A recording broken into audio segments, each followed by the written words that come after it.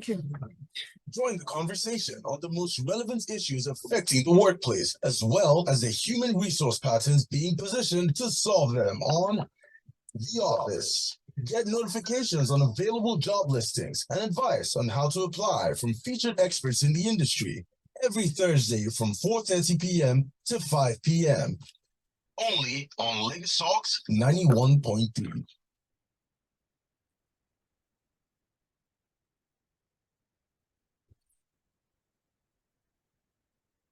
Welcome to Critical Thinking. Welcome to The Office. It's Lagos Talks 91.3. Critical Thinking comes on in 30 minutes, so look out for that.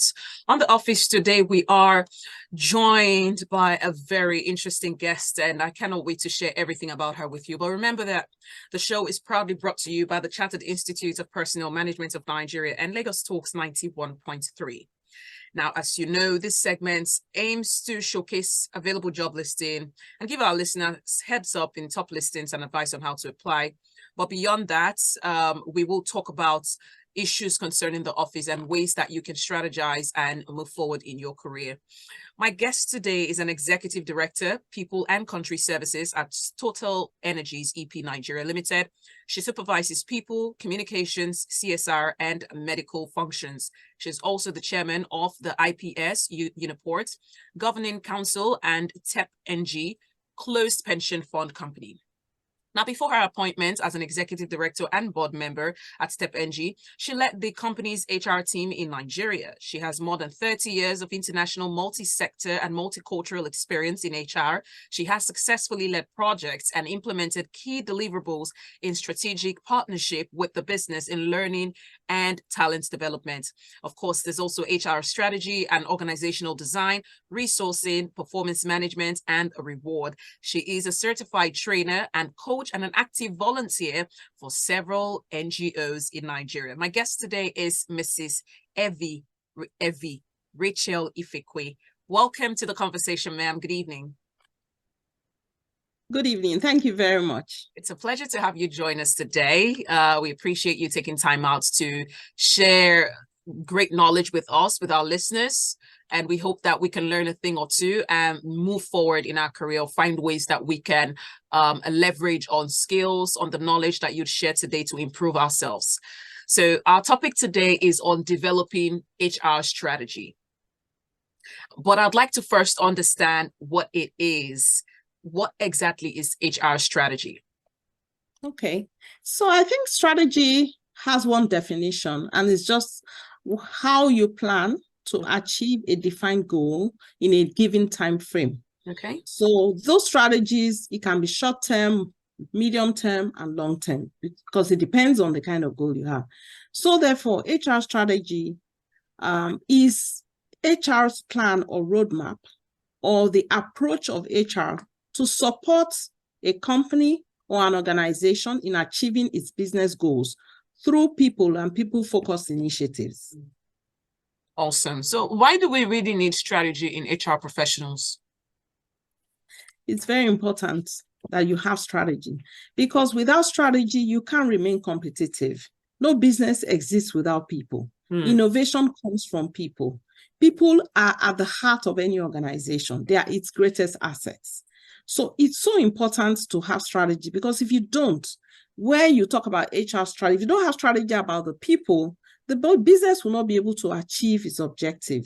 It gives business confidence in having a workforce that comprises the right skills, the right people, in the right roles, because this is what is required for business continuity and for business competitiveness and for business success.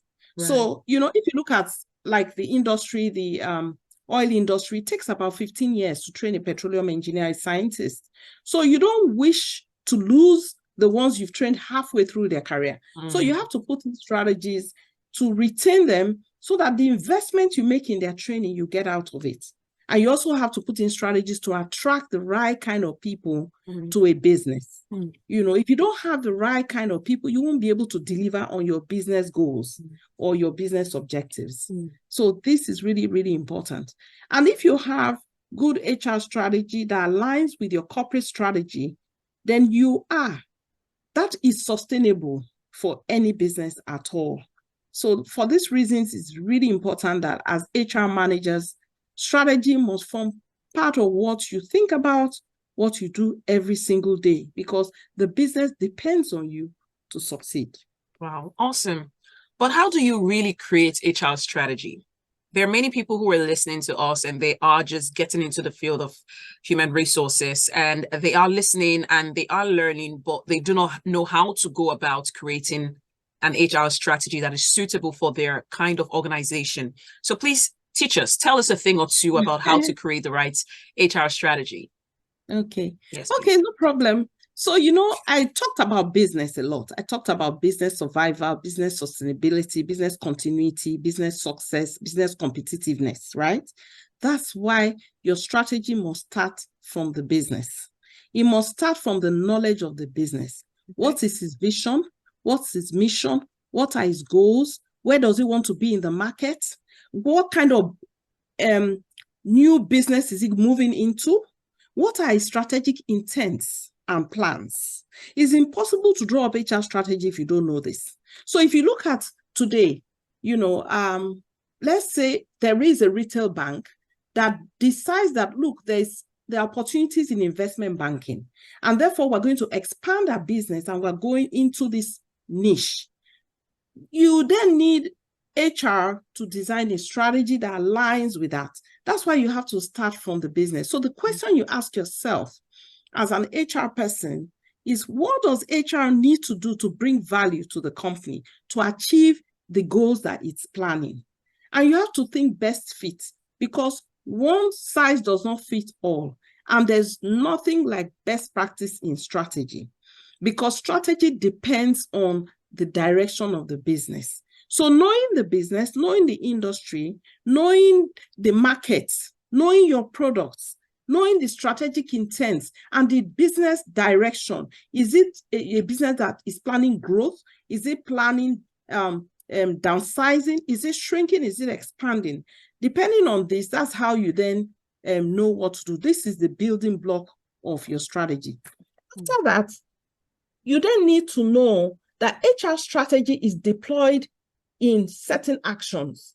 It's deployed in recruitment, in reward, in training and development, in performance. So the objective of any HR strategy is actually to attract the right people for a business, to retain them, and also, to bring out creativity of its workforce. And these are then defined in your various HR policies and processes to achieve this. So you then set measurable goals. So I will just use one as a simple example. COVID-19 came, and COVID-19 meant that people could not travel. And what did it mean for HR managers? If you needed to train people, they couldn't travel. What did you need to invest in? Digitization. And you also need to invest in developing people to change behavior. And therefore, training evolved from training to learning, because we are growing people who are self-directed learners. They're not going to be in a group all the time. They could be in their office, and then the digital tools are there to enable them do the learning. So this is how you then put in a strategy to say, in training, what is going to be our strategy? We are going to digitize. We are going to encourage employees to learn. We are going to reward the people who finish modules. And where is it taking us? You have to set targets. You have to monitor and you have to track those actions that you have put in place so that they can give you the results. Then you need to review, you need to assess, and you have to reward when it's working. So I'm using some words that you can use to draw up your framework. This is actually the framework that you use to have HR strategy. And then, of course, when you have done all that, you need to benchmark, because in a market that you are where you are competing, you want to find out these actions you have taken, what results is it yielding? Is it enabling you achieve what you want in market share? Is it enabling you to achieve what you want? Training people for your new business? Is it enabling you to achieve what you want? Motivation, more committed workers? Is it bringing productivity? Is it bringing retention? When you look at IT, the strategy you have today in Nigeria for an IT business that hires software developers cannot be the same as another industry, because today Amazon is hiring in Nigeria, Google is hiring in Nigeria, and they are ready to pay in dollars. So if you need a software developer, a programmer, you've got to sit down to say, what am I going to do to attract the best? What will I do to retain them? So this is really how you put in your strategy. Business and your business goals must always drive your strategy. Right. Very, very interesting. Thank you so much for sharing all of this with us. Now, creating a strategy is one thing, but getting the buy-in of management is another challenge for some HR professionals. And I'm just wondering what would be the best way to sell your strategy as an HR professional to get management's buy-in, because one thing that is very, very important in HR or in any business whatsoever or profession is creativity.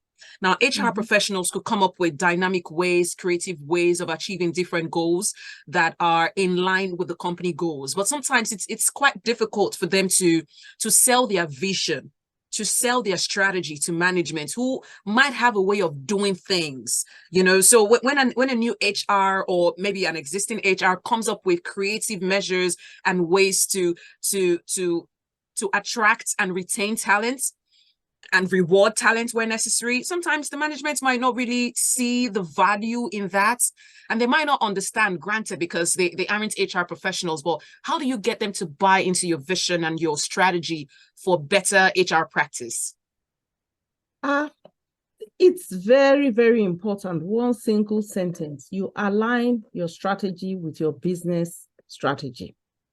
Once you make that link of aligning your business with your HR strategy with business strategy, you start from the business strategy, you extract the people aspects of the business strategy, and you put in your HR strategy. Management and business unit leaders, business managers will always listen to you. Another thing that is very important when you are communicating strategy to business managers and management is that, you know, business is a lot about performance and bottom line. You can't communicate strategy that is not measurable. So you must have measurability in your strategy. How are you going to measure? What are the success factors?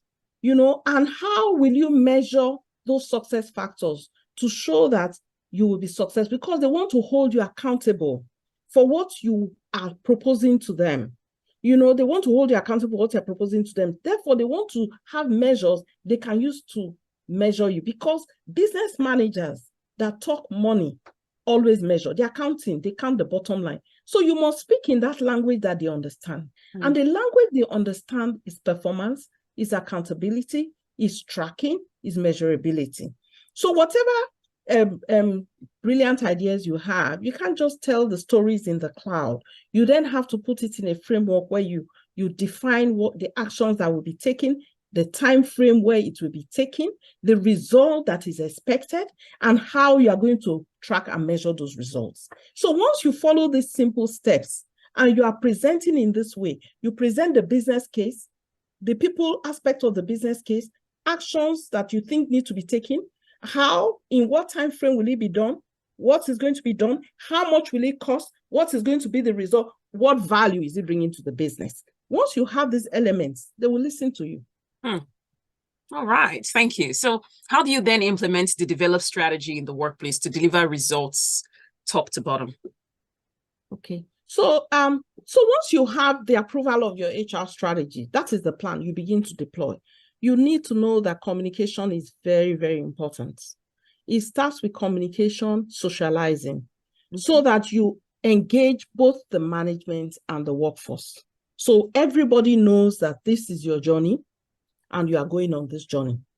And they know the parts they have to play in this journey, you know. And thereafter, it's important to assign responsibilities. You must hold people accountable for actions. So you need to define and who is responsible for what. You know, everybody's job is nobody's job. So there must be clear delineation of responsibilities in this your strategy. So a successfully implemented strategy is one that is clear and is communicated and people know the direction. You'll find that once it is done like that, everybody's working towards it. And then you need to measure. You know, it depends on what you are measuring anyway. Because if you are looking at, let's say something like learning and development, you are preparing people, transitioning them from one skill area to a new competence area. So you are going to be able to say, oh, they have to do this training. Sometimes you have to evaluate and assess success. So it may be through a certification program that you have to do that. And when you do that, then you move them to a new level, which you then deploy them on the job. And then you look at it 3 years after. What kind of appraisals and what kind of results are we getting? That's how you evaluate the programs you put in place, which is your strategy, to empower the workforce to deliver on business objectives. So this is really how you carry it out. And then, of course, you have to assess and reward. In any strategy that you have, if you don't have reward systems and recognition systems, people will not be invested. Because remember, it's people, they want to know what is in it for me. So that's why you must reward the people who deliver on those strategies. If people have to, if you hire people, you've attracted them. What do you need to retain them? If you say, I will pay a retention bonus, you will pay that retention bonus. If you tell a story 1 year down the road and you're not paying the retention bonus, they will quit on you. And you have to look at the market to say, is my retention bonus competitive? I'm talking about software developers and IT engineers. This is the sector where critical skill requires you to invest maybe in retention bonus, because these people are the ones driving digitization. They are the ones driving innovation, artificial intelligence, which is so critical to business today. So if you have them, one of the strategies to retain these people is a retention bonus. Then you have to check competitively, what does the market pay? Am I competitive? If they leave me, will I have option? Can I go to the market and quickly replace them? That is another thing that determines what kind of strategy you have. Any skill you cannot easily replace that is critical to your business, you don't joke with that skill. And everything is not money, even recognition. That's why companies have most valued employee of the month, and they give them gifts, they recognize them, badges, their pictures are all over the place. These are all strategies to retain people that grow your business, that contribute to your bottom line. So this is really how you do that. So you communicate through these means I've told you. Oh, you let people know, this is what we do, we have a retention. You let people see that you are recognizing people who are contributing well. You communicate clearly, and you are consistent in what you do. It's not because somebody knows the boss, he gets it. You have criteria that the employees themselves can measure themselves and know that they have met it. Because if they cannot themselves understand and recognize when they've met the target, they're going to give up, because they will still think it depends on who likes them. So you must have measurable criteria based on which they can measure themselves and know that they've met it, they haven't met it. And when they have, they know what to expect. Then they invest themselves because they know the ultimate goal of what they're getting. So this is really how you implement your strategy when you have it. Right. Thank you so much. Now, among the diverse HR spectrum, are there specific functions that must be strategic to avoid failure? I would say that it depends on the business context at a specific time in any industry organization. Certain roles may be more strategically used than others, depending on the stage of the business. So I talked about attraction and retention. Today in Nigeria, attraction and retention is very important for IT business because of remote working, global remote working, it means that foreign tech companies can hire Nigerians, pay them dollars, and they will not work for a Nigerian company. So in this particular kind of case, resourcing, you were talking about HR spectrum, right? Resourcing, performance and reward functions are very important because you really do not train IT. You are using the skills they have. You will find that in most companies where you have IT, they are not trained from within. Their certifications are global. So you are not going to invest in your training strategy for this kind of people, but you need to invest in your resourcing to get the right people. You need to invest in performance. So this spectrum becomes very useful to that business. Now, when you look at another company like TotalEnergies, we are now TotalEnergies in transition. We are moving from purely oil and gas company to an energy company, renewable and power company. What does that mean? That the petroleum engineers we have today, perhaps some of them are going to evolve to become power systems engineers. What then becomes important in this business context? Training and development.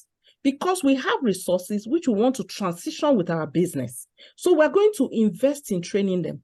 Competency development then becomes a very important HR function in this particular context. So if you look at COVID-19 meant that medical skills, health skills, became very, very important to companies. What kind of team. So you find that depending on the business context at that time, in the HR spectrum, and I said COVID-19 also brought on digitization.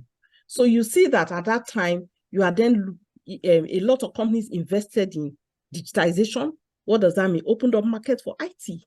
So at that point in time, this is what we are looking at: innovation, creativity, digitization, learning and development.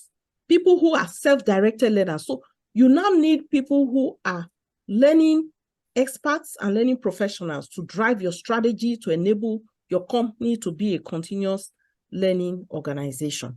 So, it focus on HR strategies will vary depending on several, even political and economic, environmental issues can affect policies. Yeah. Yes, exactly. It can affect where you are really focusing in terms of your strategy. So it's often advised to go for best fits. It's not about best practice or best fit. At this point in time in my business, in this business, what is best fit? In terms of the ambition of the business, where we want to go, what is best fit? So an organization that is undergoing business transformation will certainly require HR to focus on particular people management function with the greatest impact on what it needs at that particular time.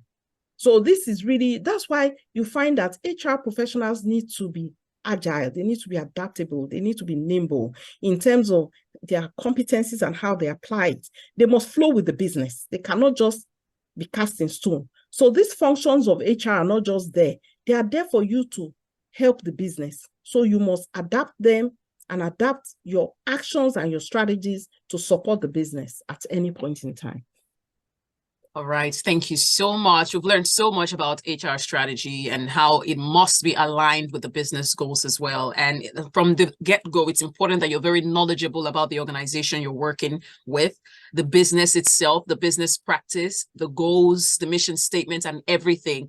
And then create strategies that can support these goals, just also being as creative as possible, not be tied into a box, but try new things that are in line with the business goals as well. So thank you, because I think that's a takeaway for me personally. Even though I'm not an HR professional, I'm definitely learning more about this. So before we wrap up the show, do you have any final words to share with regards to HR strategy? Yes, so I'll just give some few sentences that you can keep. Number 1, know your business. Number 2, keep it simple. Number 3, be realistic. Build a realistic roadmap or action plan. And you have to think short, medium, and long term, okay? And then track and measure. Measurement is key. And then above all, remember that you operate within an organization. Peter Drucker said that culture is strategy for breakfast. No matter how well crafted your strategy is, it cannot be implemented outside a company's culture. So you must take into account the culture of the organization for which you are drawing up strategy, so that you will have buy-in, from the people, from your management, and from the stakeholders. All right. Thank you so much for joining us today. My guest, you've just been listening to her.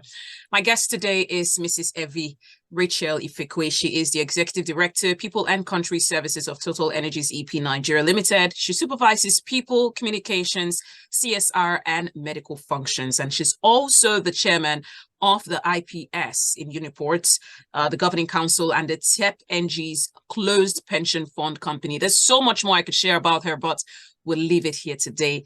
Thank you so much for joining us, ma'am. Mrs. Evie, we do appreciate you for joining the show today. Thank you. It's been my pleasure sharing my experience with you today. All right. Have a beautiful evening.